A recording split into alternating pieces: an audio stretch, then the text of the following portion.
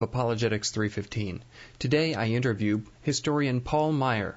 Dr. Maier is the Russell H. Seibert Professor of Ancient History at Western Michigan University and a much-published author of both scholarly and popular works.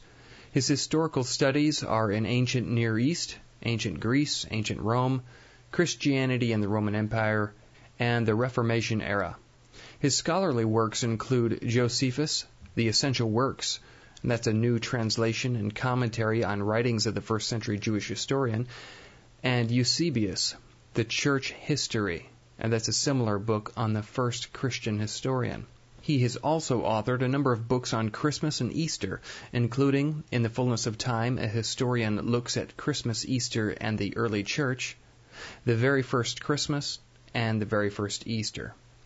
Now, I'm interested in speaking with Dr. Maier today about the historicity of Jesus and the first Christmas. Well, thanks for speaking with me today, Dr. Maier. Glad to be on with you, Brian. Now, before we get started talking about historical issues, could you tell me a little bit more about your background as a historian? Okay, I'm a professor of ancient history at Western Michigan University, which is in the southwestern corner of Michigan, a place called Kalamazoo. Believe it or not, there is such a place. And I've been teaching here for 49 and a half years, and I'll probably hang it up this coming April. You're also a prolific author, and you've written a lot of scholarly works, but also popular historical fiction from children to adults. So you cover things like Christmas, Easter, the first Christians, and the early church. So would you mind telling me what is your main goal behind historical fiction and your overall purpose when you're writing? Well, I was so antagonized by the fact that so many historical novelists barely salute the facts and then they ride off half-cocked in the direction of their own imagination, and history suffers so badly in historical novels. Characters who never lived show up, and people who actually lived are killed off too soon and whatever else. In other words, they make mayhem of history, and history itself, well, whoever said it first said it best. Truth is stranger than fiction. There's no question about it. So if you tell what really happened, it's far more interesting and far more intriguing than trying to use a creative transposition of the facts. So I did two historical novels that were extremely accurate. They laid down three rules. I laid down three rules for myself. The first is that every personality in the novel really lived, and that was his or her name. Secondly, I never contradict known historical fact. Third, only where all the facts quit do I then provide presumptive, connective, synthesized history, we might say. For instance, Pontius Pilate is one of the books. He was in Judea for 10 years, and I assume during that time, since his wife was along, he would have talked to her. And so, okay, I supply the dialogue. So that's why it has to be called a novel. But 95% of that particular book is fact, and so was its follow-up, The Flames of Rome, in which I finish off the Luke's wonderful story in the book of Acts about what happens when Paul gets to Rome. You know, he kind of leaves us hanging, and so I then complete the story on the basis of really very careful research into the catacombs in terms of the earliest Christian fathers and so on. So really what I serve up in my historical novels are 95% fact. Well, that's fascinating. Basically, you're saying that if you read one of your historical novels, that you're not going to be misled, you're not going to come away with this distorted caricature or inaccurate picture of the events. You have a reasonable idea of a lot of these blanks being filled in. Well, exactly, and this is a way that the reader can learn history painlessly. You know, be entertained in the process and then learn history at the same time. Tell me a couple of the different books that you've written that take this historical novel approach. Well, the first is Pontius Pilate, which is, of course, the story of the most important trial that ever was held in history, and the judge who presided there. We have so many passion stories, of course, looking at the Roman tribunal from a Christian or a viewpoint as though we're standing in Jesus' sandals, and I thought it was very important to try it the other way around and see what the Roman laws were governing such a trial as took place on Good Friday, and what about the punishment? There are all sorts of details that can be filled in from the other side And that's what I tried to do in the Pontius Pilate project. In the case of Flames of Rome, again, Luke breaks off, that's the other book, The Flames of Rome. Luke breaks off with chapter 28, where Paul gets to Rome, and he's in prison for 2 years waiting for his trial before Nero, and it hasn't happened yet, so Luke doesn't report it. So I really wanted a Luke story there. The first working title for that book was Acts 29, but then only biblical scholars like yourself would have figured that out. So those are the only two I've ever written that are totally documented historical novels, is the way I put it. And I've also written popular novels, too. Well, I want to hop right over to more of a hot topic right now. Maybe we'll come back to some of your books and things a little bit later. But right away, I want to talk about the historicity of Jesus, because some people, notably those who are sort of a new atheist bent, might say something along the lines of, well, we don't know if Jesus even existed. Or they might say, Jesus, if he existed, and then they'll go on and say something about him. But what do you, as an historian specializing in this area, have to say when you hear that sort of assertion? Well, anybody who is using that argument is simply flaunting his ignorance. I hate to say it, but it's about that bad. We have more documentation on Jesus Christ than anybody in the ancient world, as far as that's concerned. There's no question whatever in the mind of any serious scholar anywhere in the world that there certainly was a historical personality named Jesus of Nazareth. Now, you can argue about whether he was the Son of God or not. You can argue about the supernatural aspects of his life. But in terms of the historical character, there is absolutely no evidence to the contrary, and all the evidence is in the favor. And the evidence that I think is very important is the material outside of Christian sources, outside of the Bible, because if you want to begin a debate with people who doubt that Jesus existed, you can't simply wave the Bible at them. Well, you got to begin where they are, and I have no trouble doing that. I know of quite a few places where the name is mentioned outside of Christian sources in the first century after the death and resurrection of Jesus, and they're unimpeachable. And I just can't stand the computer blogs and so many other would-be authorities trying to use this argument. It's a wretched shortcut in terms of trying to demote Jesus, and I guess the greatest insult of all is he's only a myth, he never lived. Well, that's simply ridiculous on the face of the facts. Well, a lot of people are going to be watching television programs, and it comes on right at Christmas time or right at Easter time, and it's always going to be all this stuff about Jesus that you didn't realize, or kind of watering it down or changing what we would, as Christians, normally see as the basic timeline of his life and the things that he did. Many of us are not going to be historians and haven't looked into this stuff very deeply. But how can someone who wants to be discerning when they're watching programs like this put on some good critical thinking, and what sort of things should they be listening to, or what sort of questions should they be asking when they're hearing assertions and retellings, if you will? Well, first of all, I would avoid the phrase, most scholars claim that, or something like that. Very often you have these fringe groups who try to get a broader support for their peculiar notions by invoking the idea that the balance of critical scholarship today claims that. Well, watch out for a phrase like that, because it's usually not true at all. What is true is the fact that we have an unimpeachable series of sources, both inside and outside the New Testament, which absolutely guarantee that there was a human individual named Jesus of Nazareth. I referred to 6 major sources outside the Scriptures. I think I ought to list those, Brian, because they're very important for Christians or seekers to know, and they can look it up themselves. May I? Yes, please. Okay. Well, first of all, let's consider the Roman sources. Tacitus, Cornelius Tacitus, was a very important author of events in the first century in Rome. He gives us a year-by-year account of what happened in Rome. It's very, very valuable for historians in terms of getting timelines straight. For the year 64 A.D., Tacitus reports that the Great Fire of Rome broke out, and in the month of July, and it burned much of central Rome, and it was a horrible catastrophe.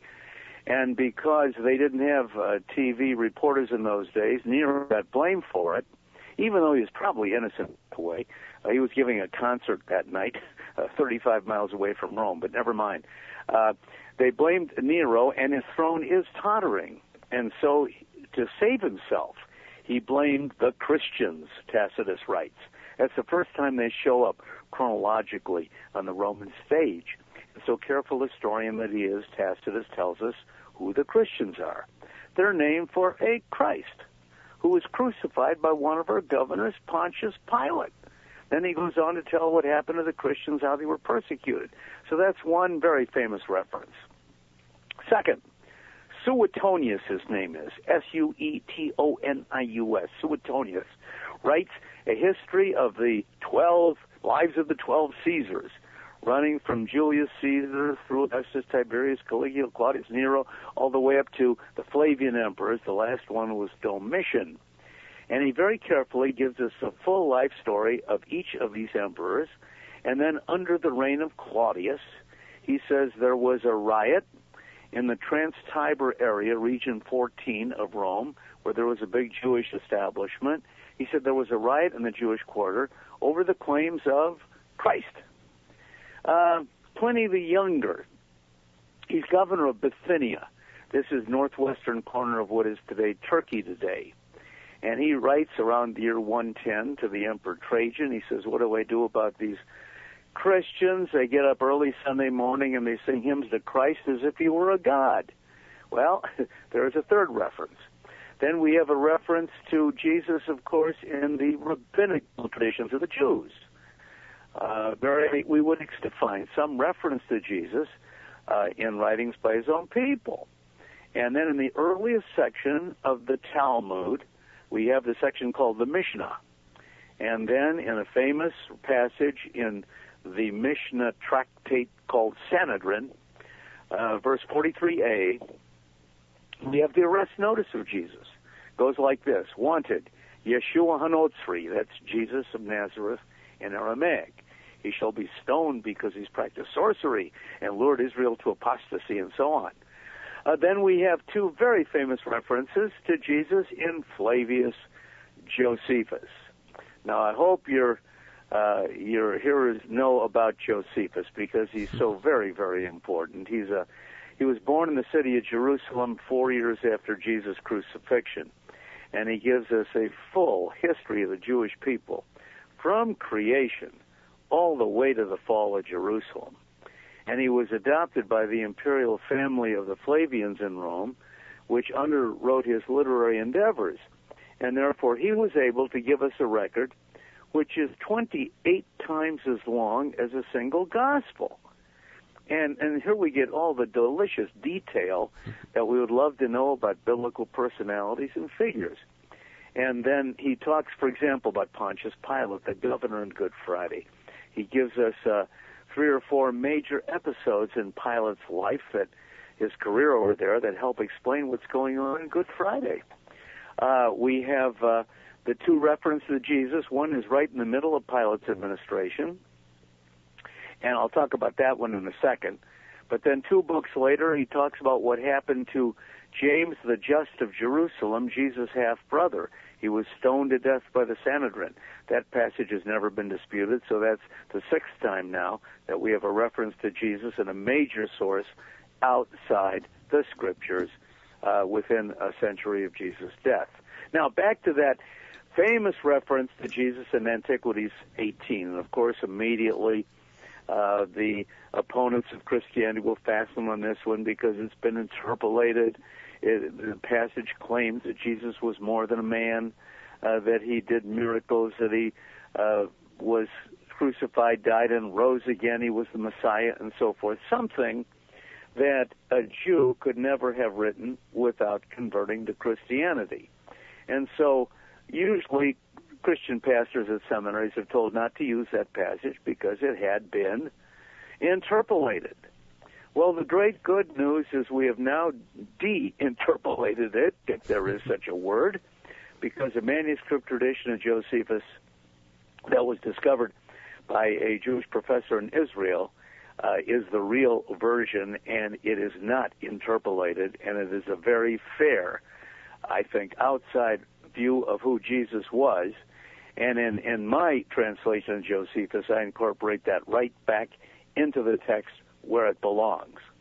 And it's a very fair outside view of who Jesus was by somebody who doesn't necessarily believe in him, but nevertheless regards him as a historical personality.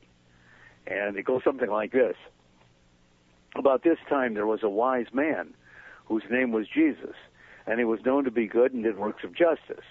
Many people among the Jews and the other nations became his disciples. Pilate condemned him to be crucified and to die, but those who had become his disciples did not abandon his discipleship. They reported that he had appeared to them on the third day, returned to life. Accordingly, he was perhaps the Messiah, concerning whom the prophets have reported wonders, and the tribe of the Christians, so named after him, have not disappeared to the present day. So this is a very solid, restored version of what Josephus actually wrote. In other words, even from non-biblical evidence, we have all the evidence we need that there was a historical personality named Jesus. So you could say that if there's someone who would raise the objection that, oh, Jesus didn't exist or we can't know anything about his life, they're basically out to lunch and you should play this audio for them. Absolutely. Absolutely. And I'm willing to challenge anyone on earth in terms of that there was a historical Jesus. There's no question about that. One of the things you mentioned there was about when we're watching programs and we hear phrases like historical consensus or most historians now agree. I can kind of feel red flags going up from skeptics and also maybe from Christian apologists who would say, here would be the skeptical response. William Lane Craig uses these, most scholars agree that Jesus died by crucifixion. See, you can't use scholarly consensus. Or maybe Gary Habermas would use the minimal facts approach to certain facts that most historians agree upon, that from that we can rebuild and make a case for the resurrection. And on the other hand, I think there's probably Christian apologists who would say, hey, I'm using these arguments. You're saying I shouldn't be using consensus. Can you clarify that just a little bit? Okay, that's a very important point. As a matter of fact, I thought of that myself as we were talking. Here's the difference. When I say the overwhelming majority of all serious historians across the world agree there was a Jesus, I can start naming them. The difference is when the other side says this, I challenge them immediately to name names. And they're absolutely unable to do it except for odd people at the fringe who are not mainstream historians at all, who are known only for their attacks on the Christianity. They can name names too, but none of them have any scholarly following in the world scholarly community when it comes to history. That's the difference. Mm-hmm. As sort of a related side note, there's this classic debate that took place between yourself and Dan Barker of the Freedom from Religion Foundation. So you debated on, I believe, the historicity of Jesus, and unfortunately there are no known records in existence, but would you mind supplying your historical account of that event? Well, it was very amusing. I couldn't believe that somebody wanted to debate me on the historical Jesus because, this is like, shooting ducks in a pond or something. It's just so obvious that I didn't even prepare for the debate, simply because it's something so obvious. I feel like Alice in Wonderland, the wonderment, the puzzlement of it all. So I enjoyed the debate totally. And evidently, Mr. Barker didn't enjoy the debate as much. And he told me afterwards that I really gave him a hard run for his money, and I said, well, I wasn't really trying to be funny, but I said, well, thank you, Dan. I appreciate your comment because I've never debated anyone before. And it's true. I didn't take debate in high school. It just shows you how easy it is to defend the historicity of Jesus. You don't have to prepare for it, even if you don't know how to debate. I've debated since then, but I just had a lot of fun at that point. Any plans for a rematch in the future at all? There is somebody who's trying to get us rematched, and I'm trying to clear my calendar to do that. All right. Well, I'm looking forward to that. Now back to Jesus. Another person that's going to come along, and they have watched this movie on the internet called Zeitgeist, and they'll say, well, yeah, there was a Jesus, but this is just a myth. He and his 12 disciples, all these birth narratives in the Gospels, these are all just copycat writings adapted from pagan mythologies. That's a popular objection, and, tying more knots in the story. And, what are your thoughts on that? Have you watched that, and what is your impression from a historian's perspective? Well, Brian, you hear this all the time, that Christianity borrowed everything from other religious systems in the Near or Middle East.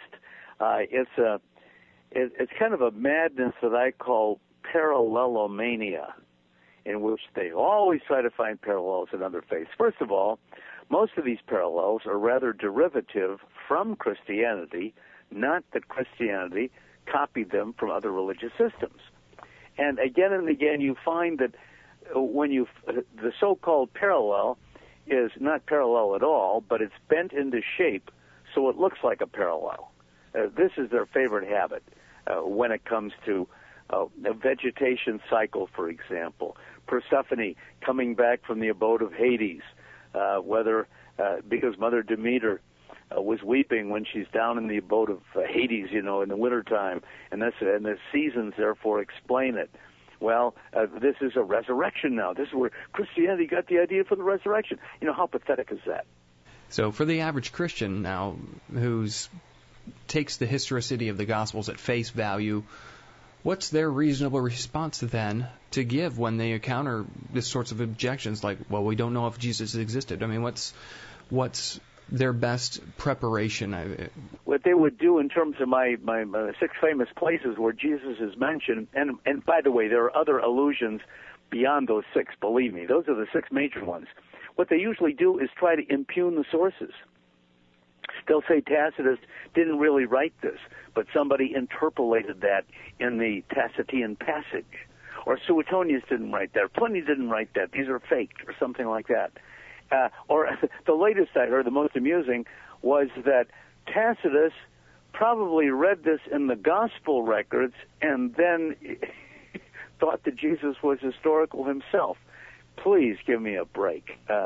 If Tacitus, first of all, doesn't like the Christians at all. He considers them so much sewage that flowed from the Near East even into Rome, that common cesspool into which things hateful come from all over the world and find a vogue. That's to quote him directly. So he regards the Christians as so much sewage. Okay? Is he going to spend his time reading Christian literature? And if he were turned off by it, wouldn't he immediately say, hey, I'm going to tell you about this great myth, there never was a guy named Jesus, although Christians claim it? He doesn't do that, simply because he knows there was a Jesus, and he didn't get it from the Gospels. So this is the kind of thing they do. They try to impugn the sources, and of course, we do had one faulty source, number 5, in which Josephus was baptized, so to speak, and the original passage went, let me tell you about a man, if indeed he was only a man who did wonderful things, he died, rose again, and he was the Messiah, and so forth. Notice that's not how the true Tacitus passage that I just told you about before reads. And so because some Christian monk in the 3rd century, trying to do God a favor, I guess, ruined that passage, we finally can rectify it now. But they say this is what happened to all those passages, and there's absolutely no proof for that whatever. I'll be frank. I think the reason that Josephus has been preserved for us in 28 book scrolls, every word virtually, down to the present age, is because of that original baptized passage. The monks of the Middle Ages realized how important it was to keep those manuscripts alive. And then, of course, now with our critical tools in the 20th, 21st centuries, we're able to derail the interpolation and figure out what he really wrote. Well, Josephus wrote a lot of history, but the common layperson won't be able to read all of that, and they won't know really what to sift through.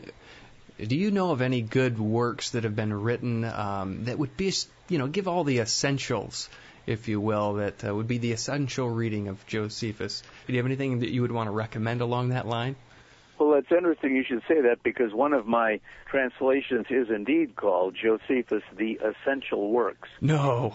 Yeah, it really is. Yeah, I know. It gets you by surprise, Brian. Yeah, but it's a neat book published by Kriegel in the U.S. and available elsewhere as well, in which what I do is I distill these 28-book scrolls, which is the equivalent of about 7 or 8 modern books. A scroll is about 1/4 of a book.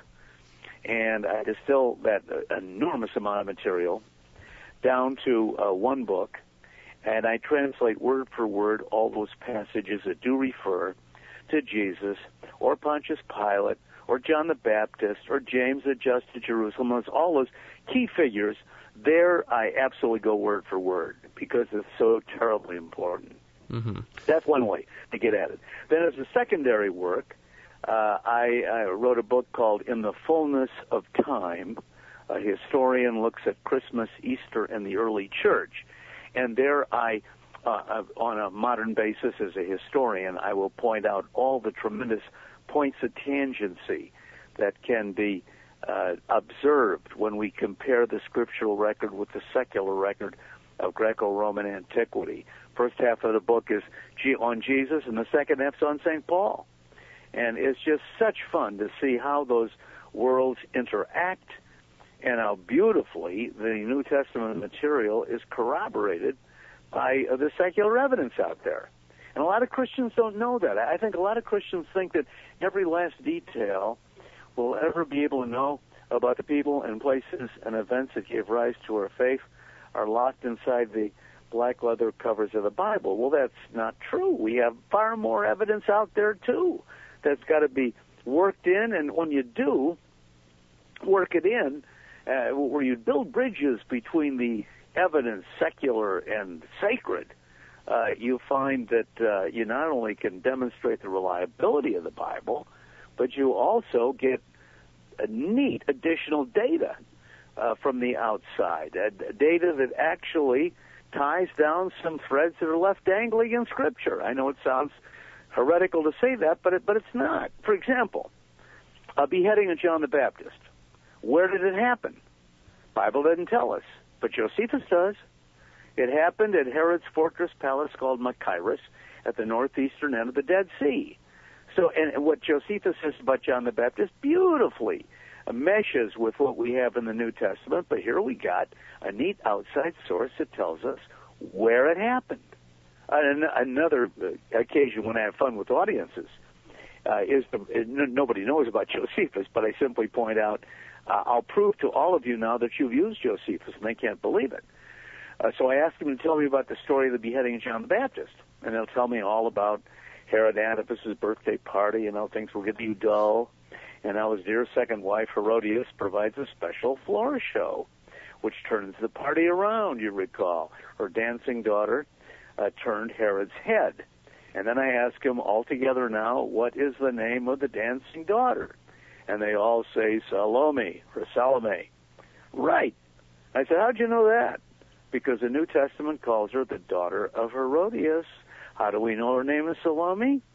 Thank you, Josephus. You see, again, there are little details that fill in part of the puzzle from outside sources. This simply shows how incredibly and extraordinarily historical the material is.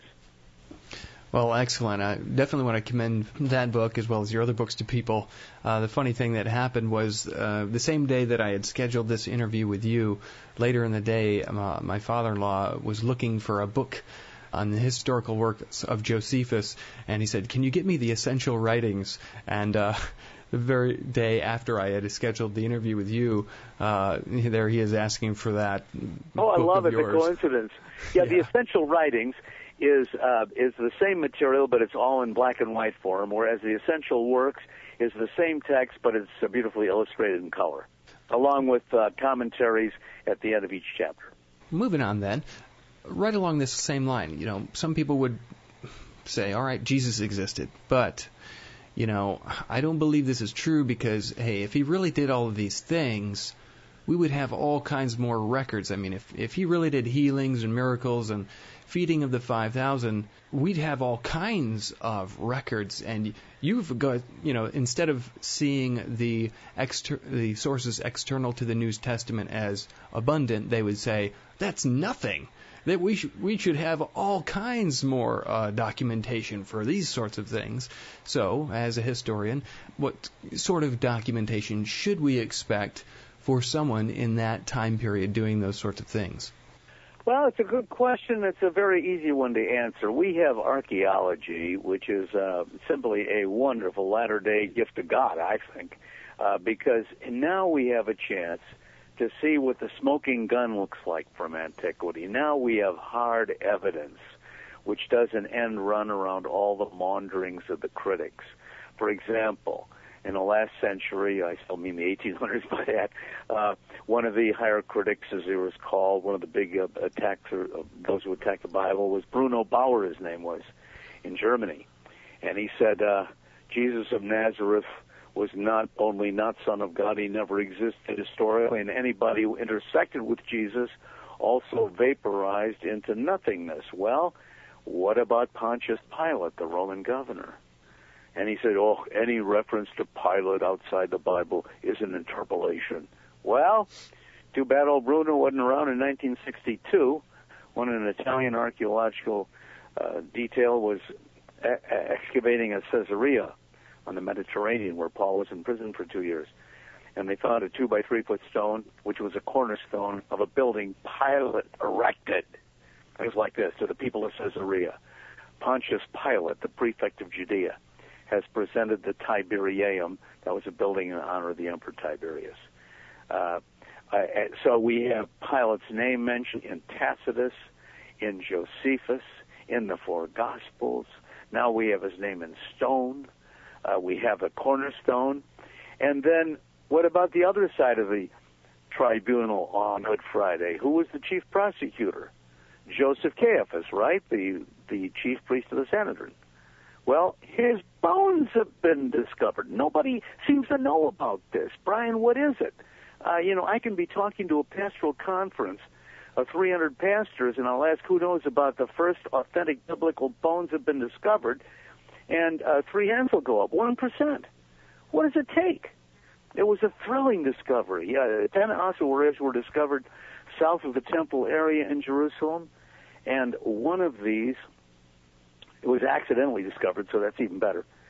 And one of these was beautifully inscribed. This one had fluting around the edges, 2 giant rosettes cut into it, and then on the other side, the owner of those bones, his name was inscribed twice in Aramaic, Yosef bar Caiaphas, Yosef bar Caiaphas. They did a carbon-14 test on the bones. They were 1950 BP approximately, that is before the present. The bones were that of a 65 to 70-year-old, and nobody else is named that way. It's a lead pipe cinch. There we have the bones of a biblical personality. And how can anyone doubt the historicity of the Good Friday trial when we have these people, either their bones or their names in stone, archaeologically discovered? I mean, that's hard evidence, besides the reference in the other historians of the ancient world. So, and there are so many like this. You would talk about miracles. Well, look at the Jewish rabbinical tradition, which is the arrest notice. He shall be stoned because he's practiced sorcery. Hello, look what we got there. Sorcery is only a miracle with a negative spin on it. What's sorcery? Something extraordinary or supernatural accomplished with help from below. What's a miracle? Something extraordinary or supernatural accomplished with help from above. But what is the common observable phenomenon which is conceded even by a hostile source? That Jesus was doing something extraordinary or supernatural.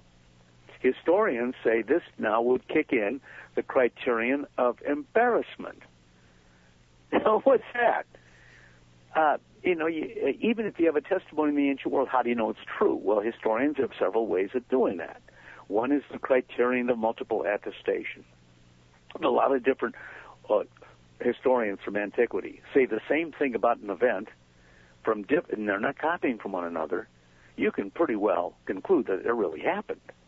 Another is the criterion of embarrassment, which means if you're arguing in a given direction and you concede something that does not help your argumentation at all, in fact, it hurts it, but you got to concede it because everybody knows it's true 2,000 years ago.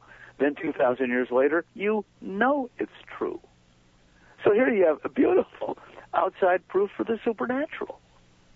All right, great. Well, when someone's asking for lots more, saying, well, this isn't enough, they're basically setting the bar too high because we have sufficient evidence that shows that people at least thought these miraculous things were taking place.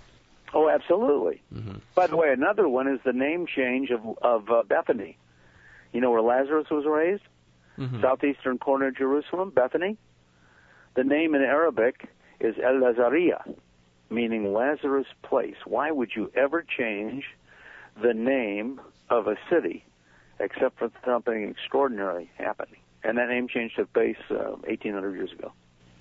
Right along this line of miracles, obviously you can have evidence for people describing their testimony of miracles and stuff. I want to ask your opinion on how we can assess historical evidence for miracles when, by definition, that's something that's going to be rare, it's going to be extraordinary, and you wouldn't typically just believe it at face value. So how does a historian typically assess miracle documentation, if you will? Well, all I can do is go only so far with the evidence. But the evidence that I have supplied, for example, in that arrest notice, is very, very interesting. That you have even opponents of what Jesus was doing in whose interest it would be to shut up about him. Not only do they not shut up about what he was doing, but they call them sorcery, these events, and sorcery is only a miracle with a negative spin. And by the way, this correlates perfectly with the biblical record. Believe it or not, sometimes I even have sympathy for the scribes and Pharisees and Jesus' opponents. How are you going to knock somebody who gives sight to the blind, hearing to the deaf, walking ability to cripples? How are you going to knock that person? The only way you can do it is call in your spin doctors and spread the word. The devil made him do it.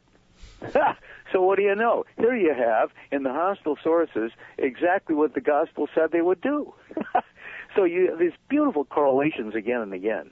And look, and again, I can't categorically prove everything in regard to Jesus. If I did, then we wouldn't need faith at all, would we, as Christians or non-Christians? If we had total proof for all this stuff, well, then the world would believe like a marionette because the strings are being pulled. And God didn't want that kind of reaction, evidently. Else he would have given us complete proof. That takes away faith. You got to have faith in there, too, to wrap yourself around the event. Yeah, well, I think that's very helpful. I need to move on for sake of time here. So let's say you've got your person who say, okay, he existed, but what about this Christmas idea? There are atheist billboards going up with the nativity scene and the picture, and it says, it's a myth, American atheists down at the bottom. Is the first Christmas a myth? The claim that Jesus was born in a manger, born in Bethlehem, born of a virgin. Are atheists being rational when they call this a myth? And are they correct here? And how should the Christian respond to that? Well, the nativity is simply an obvious target for these people because 2 of the 4 Gospels are silent in regard to the nativity. And all we have is, of course, from Matthew and Luke, who obviously do not copy from one another. You can tell that. But that's enough, because even there we have Luke invoking a very famous Roman at the time, so that the non-Jewish audience, the Gentile audience, would be able quickly to identify and get interest in the account.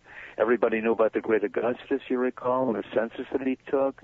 The census is historical. We can, in Rome, where Augustus was buried, I should say his ashes were interred. We have the Augustan Mausoleum, in which 2 bronze columns were set up in front of it, and these were the 36 the greatest accomplishments of the divine Augustus, as it was called.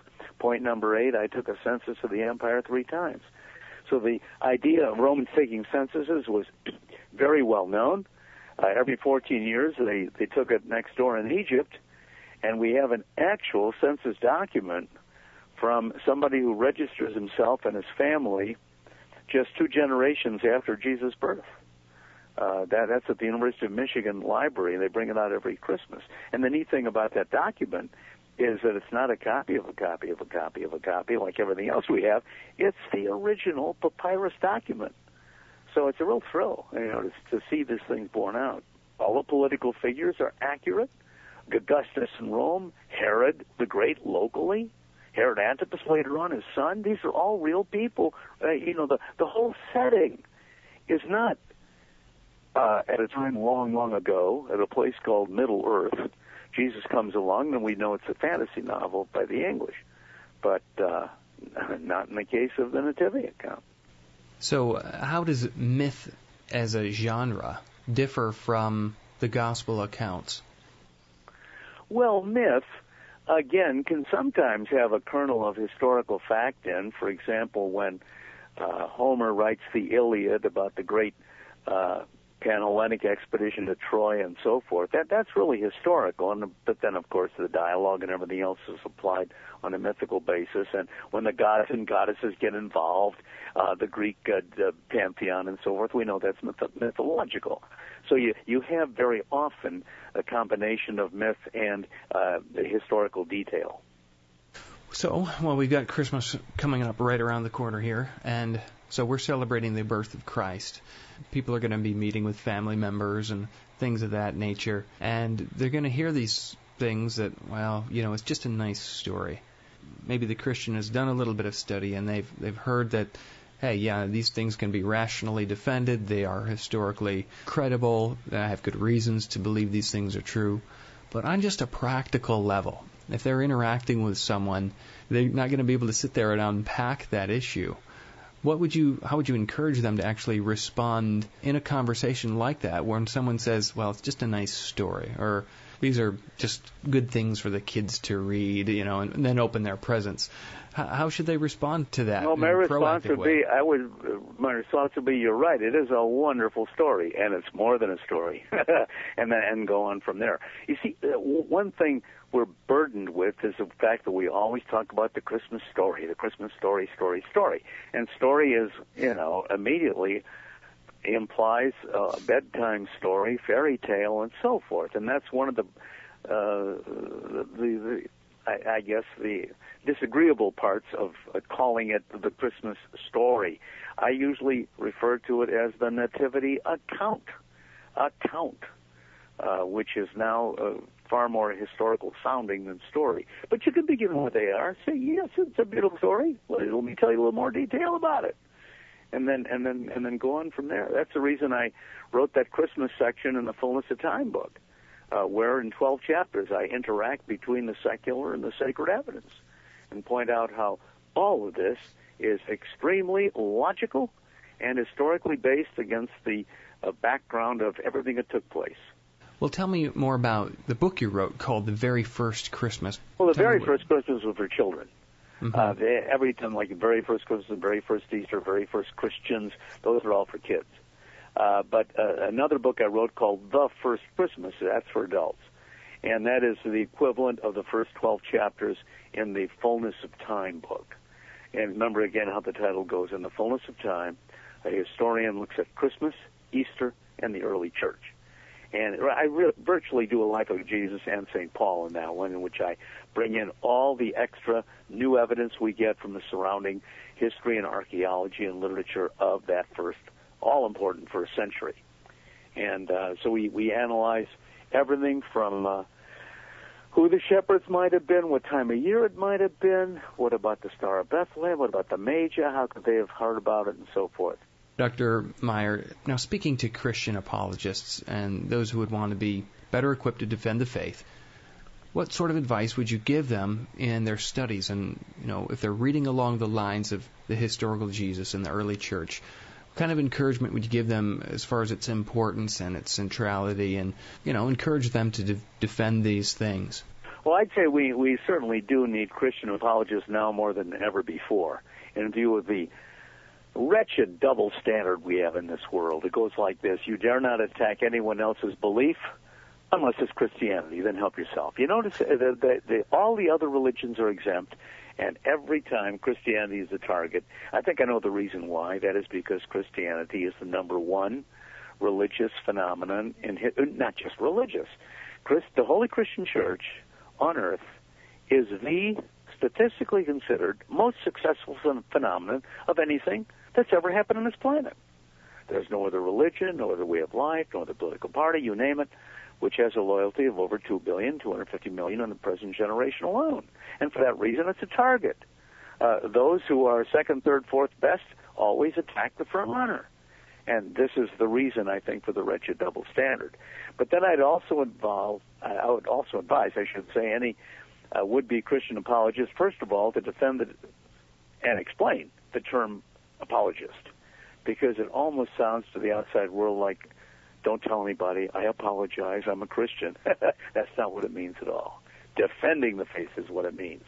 And I'll say this: when you bring in all the evidence, Christianity is the easiest religion to defend of any in the entire history of the world or anywhere on earth. We have so much outside evidence that I think they should come armed with it. This is one of the reasons that I wrote my book in the Fullness of Time, because it's just full of arguments from the secular world to back up what we find in the sacred world. Well, excellent. Dr. Maier, I really appreciate your time. It's been really interesting and fascinating. Thank you. Brian, blessed Christmas, and thank you so much for the interview. I have been speaking with historian Paul Maier, professor of ancient history at Western Michigan University. Check today's blog post at Apologetics315 for links to many of Dr. Maier's books, scholarly and popular, as well as other resources online.